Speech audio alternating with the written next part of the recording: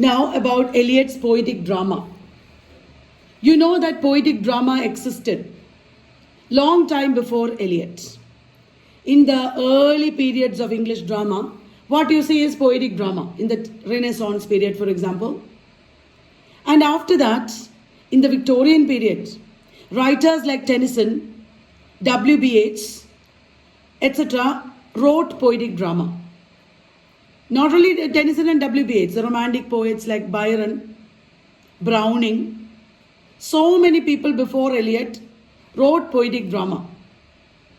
And just before the time of Eliot, there was a flowering of prose drama, which dealt with society and its problems. Class, for example.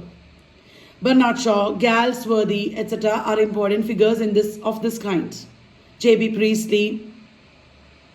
Eliot and other modernists revolted against the depictions of society in such materialistic terms.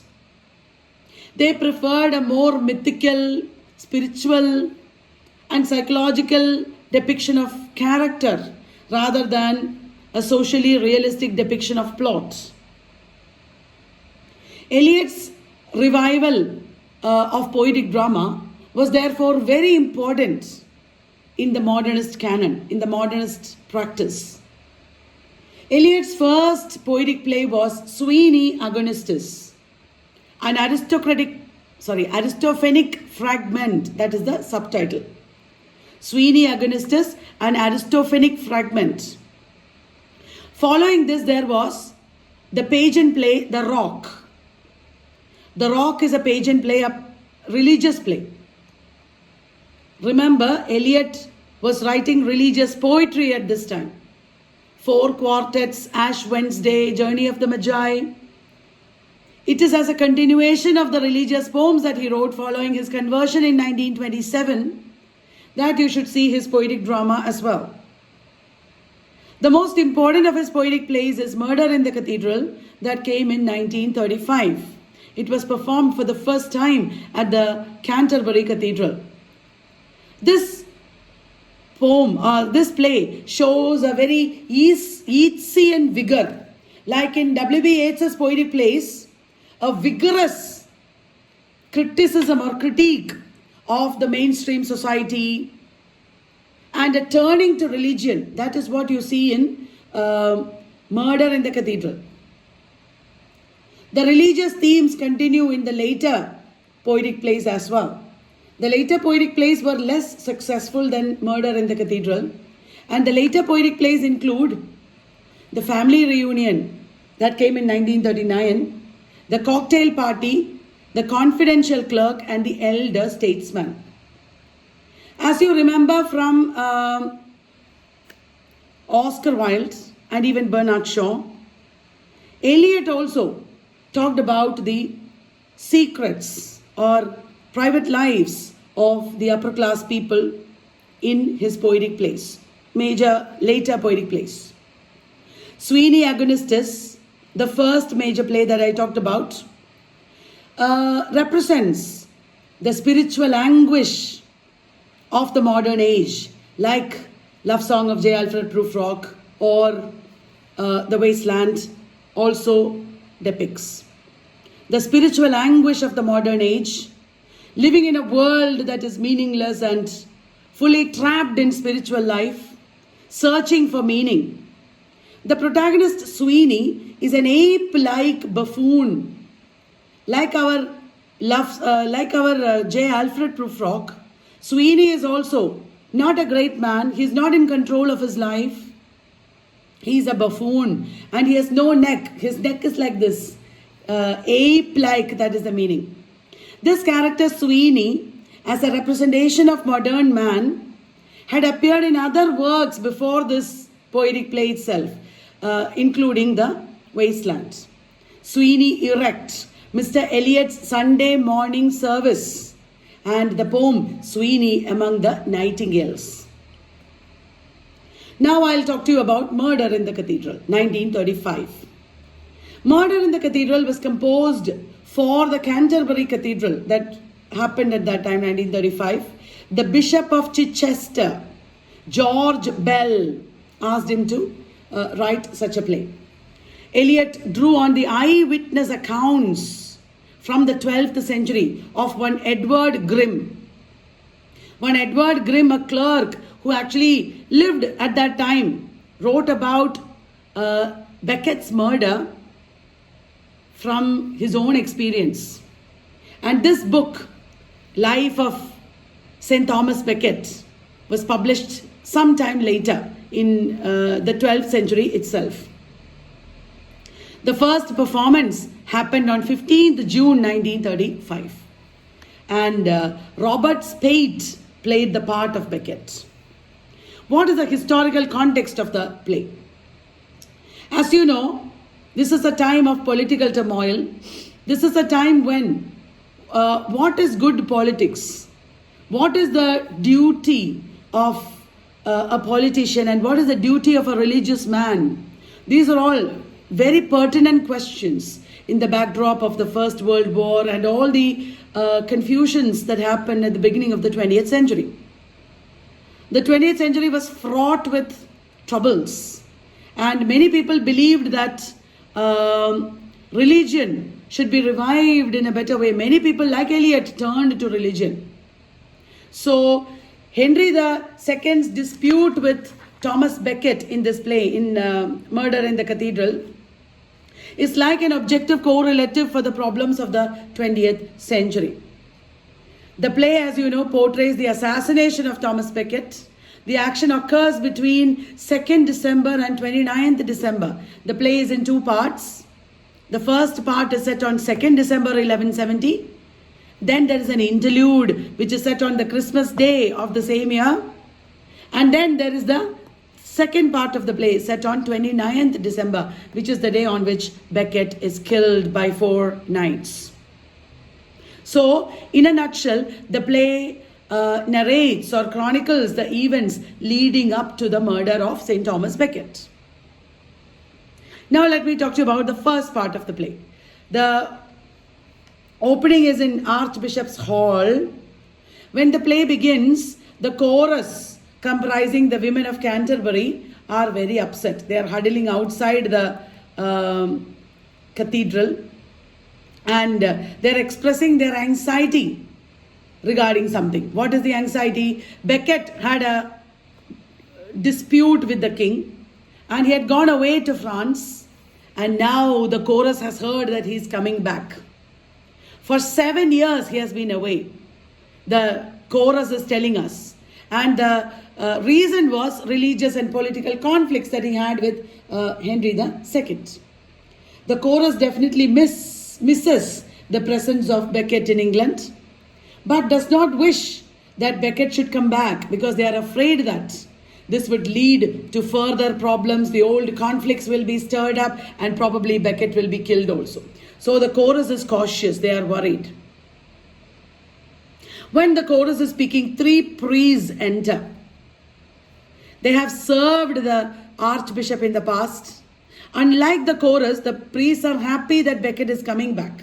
Even though the chorus is dismayed, the chorus is prophetic, remember. And the 3 priests announce that Becket is back. He has returned. And then Becket enters the scene. He is approached by 4 tempters. They come and talk to him. One by one, in 4 different ways, they try to tempt Becket into accepting certain views that would balance the power in the country. The first tempter actually represents Becket's own past. The first tempter is a reminder of the past glory of Becket. And he tempts Becket with sensuous pleasures. You can once again be the companion of the king. You will get a lot of gifts and positions. You will have a wonderful life. Becket is not tempted. The second tempter tempts Becket with power. You can resume chancellorship. You know, Becket was given 2 positions. One was that of chancellor, the other was that of archbishop. Becket renounced the chancellorship, which is a more political position. The second tempter says, even though you renounced chancellorship, you can again take it back. And you can have alliance with the king. You will be a man of great power. Becket is not tempted.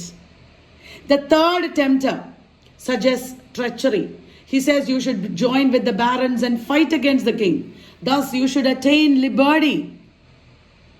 Becket is not tempted. And the fourth tempter, he comes in and speaks in a very subtle and unexpected voice. He is not what Becket expects, but Becket succumbs to him. He tempts Becket with martyrdom. You know, you will have eternal glory in the future if you die now for religion. And Becket is tempted. He wants that kind of glory, sacrificing his life for God. Becket is tempted. And for the first three tempters, Becket thought that their visions do not actually represent his future. But the last tempter, by sacrificing his life for devotion of God, that Becket likes. That happens in the first part of the play. Then there is an interlude happening on the 25th of December, the Christmas day. Becket is giving a sermon on this day to the congregation of the Canterbury people. He asks his audience to think about sainthood from a divine perspective and to reconsider the conventional human understanding of saintliness. Usually we think that saints are pure, peaceful people, but sainthood involves a lot of suffering. He reminds the people. And he points out that Jesus' disciples became saints only after great suffering. He ends the sermon saying that he may never give another sermon again, foreshadowing his murder and martyrdom. He says, probably this is the last time I'm standing in front of you delivering a sermon. And then he's approached by 4 knights. The 4 knights are Reginald Fitzurse, Hugh de Morville, William de Tracy, and Richard Le Breton. These are the 4 knights. In the second part of the play, they approach Becket. They are people who are serving Henry II. They come to Becket and say, you are a traitor to the crown. The king had appointed you chancellor and archbishop, but you relinquished your chancellorship. And then you started abandoning king's policies. They say they have been sent by the king, and says that Becket should appear before the king and speak for his actions. Becket says, if the king wants to hear about my ideas or attitudes or thoughts, then the public should first and foremost know about the king's charges. Whatever the king has charged me with, let him publicize it first before the people. Then only I can come and talk about it. The kings disregard his response and kill him. They move towards Becket and kill him with their swords. No, they don't kill him then. Later, at that time they want to kill him. They move towards Becket, but then the priests enter and prevent the murder. It is after this that they come and kill him. The priests who enter at that crucial point tell Becket, let us go into hiding. Save your life. But Becket is not ready. That is when the knights return and kill him. Now Becket demands, when the knights come and knock their demand to enter, Becket wants them to enter. He is ready for martyrdom. He succumbs to martyrdom. That is how he gets killed. When Becket is dead, the chorus is crying out loudly in painful desperation. They had foreseen that this would happen, but the priests have a different response. They conclude that Becket's death was a manifestation of fate, and the church is stronger because of it.